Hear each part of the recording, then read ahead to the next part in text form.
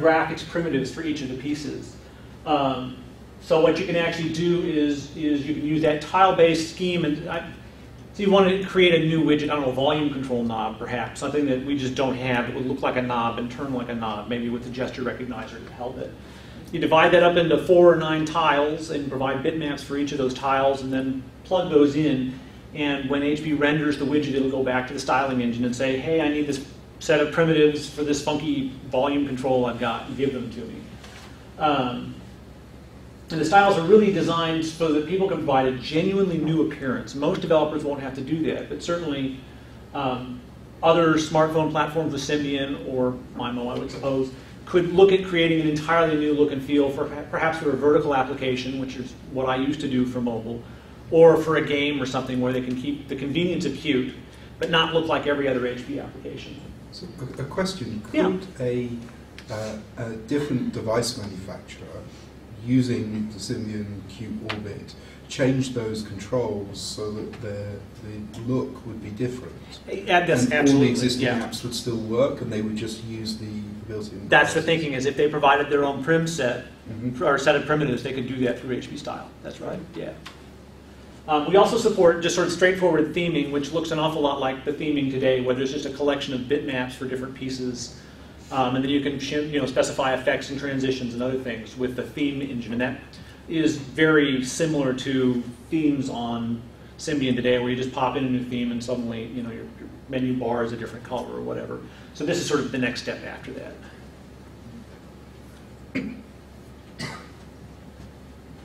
So yeah, there's a little bit more on the styling thing. There's actually a desktop tool that we're working on internally that you'll be able to use to provide the new themes. Actually, I sure got to hit all of these, didn't I already? It is interesting, more and more of the theming information is actually just CSS now, which is very good. And so you basically specify the class name of the object or a private name for the object, open your curly brace, and then just set up a set of individual things. Usually the theming tool will do all that for you, but under the hood when you go and look at it, it's a CSS file and then a bunch of graphics that are just organized in a particular way, and then an index file that says here's where you get the stuff. It's also open for theme creators as well as application developers, so you could actually build a theme, sell a theme, whatever you want to do. And then of course you could create, as I was just saying, a bespoke widget that looks completely different from our other widgets, hopefully matching sort of the look and feel of a widget. So is it kind of the functionality of carbide.ui for the Yes, that's right, yeah. Input methods. There's an input method framework, and actually now that I think about the question earlier about speech, you could do that in Orbit as well, I suppose, by providing your own input framework there with maybe a start talk, stop talk button, or just bring it up. That provides access to sort of any virtual input method. The one that I've seen the most is a keyboard, but certainly this would be where you'd shim in your handwriting recognition if you wanted or the like. The interface actually works very well in that you don't really specify what kind of keyboard.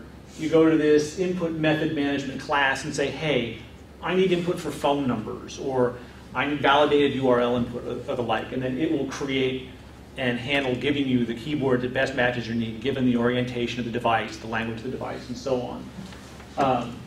We also have the facility to have a single application-specific button on the input pad. So this, for example, if this were a URL editor, that might be the Go button to let you, type in your URL and then click that. An interesting thing that's different than Symbian right now is that this actually does not own the whole screen. If you're familiar with the input methods right now, you'd see a big blank input box here and a checkbox to OK it. This is all in-place editing, where you can go and do some typing, or you can nudge the cursor back and forth this way with the pretend touchpad there. So it's nice that having sort of you're having single step instead of two-step editing, you save a whole bunch of touches. And the keyboard's smart enough when working with widgets that it'll scroll your view back and forth. So if there was another line editor down here and you touched that, this whole thing would get pushed up and that would be your editor.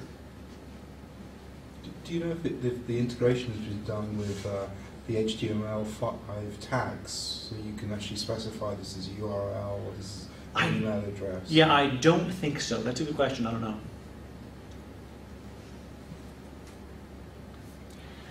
Device dialogues, it's worthwhile mentioning that you can build an application and use application dialogues. You also have easy access to the dialog server through a set of specialized subclasses. And they're named essentially the same way except for the leading device. And these will actually submit your dialog to the dialog manager to be shown in front of all applications. What's the distinction with the device versus not? The device is across the device, make my dialog what the user sees, period. Oh, kind of global. Right, exactly. It's a global device. Whereas the ordinary ones would be just the HB notification, just pops up, then you can blow it away. You don't want to confuse those, obviously, but it's nice that the interfaces are basically essentially the same, so you can just construct a widget that contains the layout for your dialog and say go. Or go in and use one of the pre-built ones. The notification dialog looks a lot like an ABCON note, for example, in terms of how you'd work with it.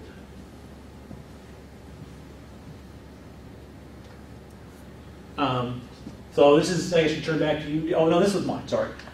So I had mentioned before, and it's worth mentioning again, that while it's not really part of the Orbit set, there are more things available through the Qt mobility layer, and you can still get access to native Symbian when you need to.